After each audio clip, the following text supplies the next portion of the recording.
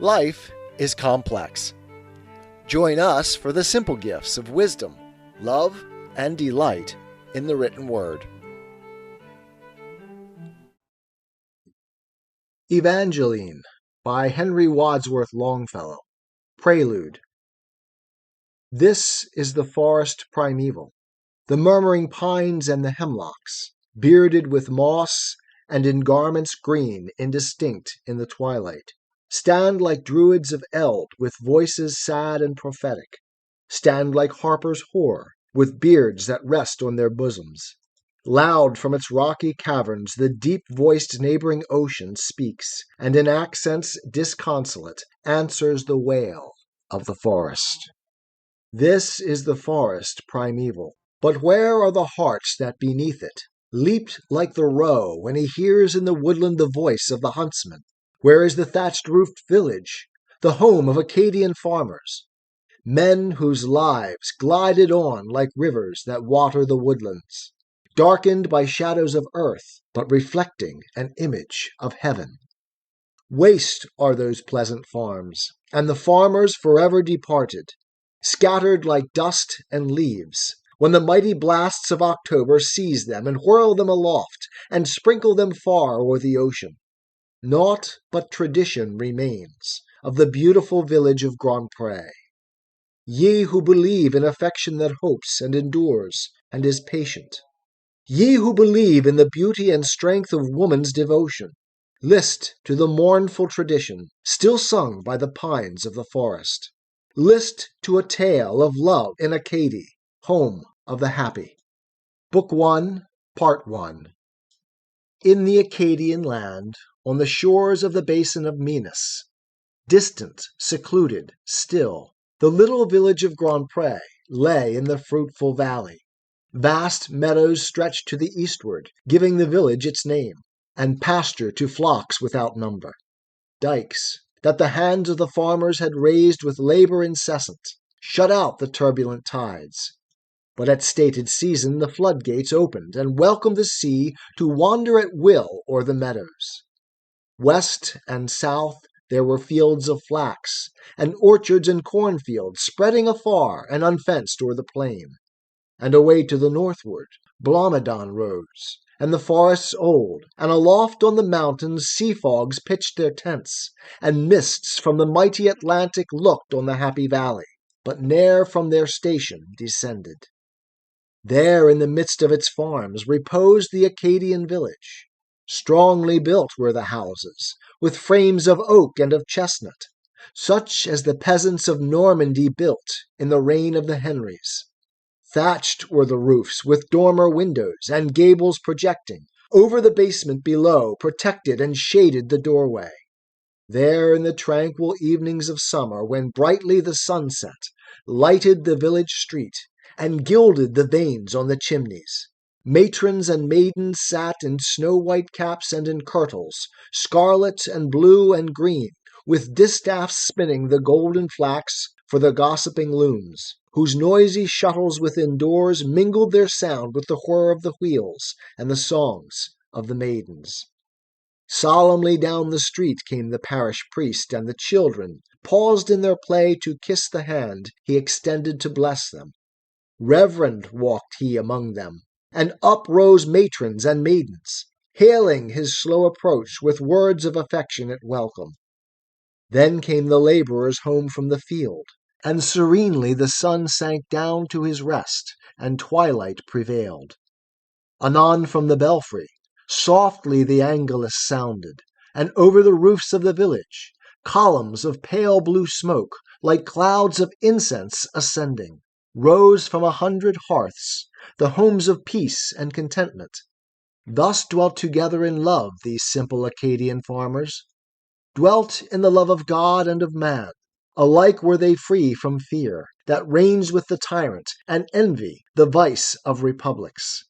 Neither locks had they to their doors, nor bars to their windows, but their dwellings were open as day, and the hearts of the owners. There the richest were poor, and the poorest lived in abundance. Somewhat apart from the village, and nearer the basin of Minas, Benedict Bellefontaine, the wealthiest farmer of Grand Pré, dwelt on his goodly acres, and with him, directing his household, gentle Evangeline lived, his child, and the pride of the village. Stalwart and stately in form was the man of 70 winters. Hearty and hale was he, an oak that is covered with snowflakes. White as the snow were his locks, and his cheeks as brown as the oak leaves. Fair was she to behold, that maiden of 17 summers. Black were her eyes as the berry that grows on the thorn by the wayside. Black, yet how softly they gleamed beneath the brown shade of her tresses. Sweet was her breath, as the breath of kine that feed in the meadows.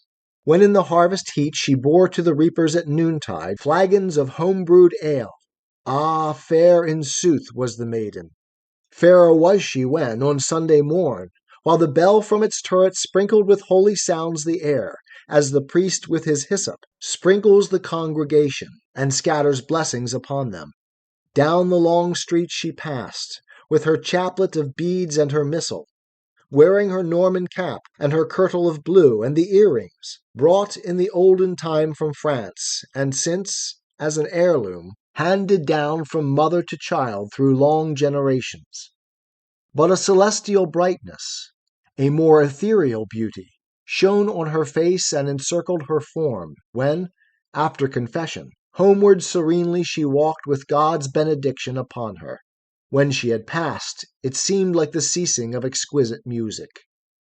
Firmly builded with rafters of oak, the house of the farmer stood on the side of a hill commanding the sea, and a shady sycamore grew by the door, with a woodbine wreathing around it.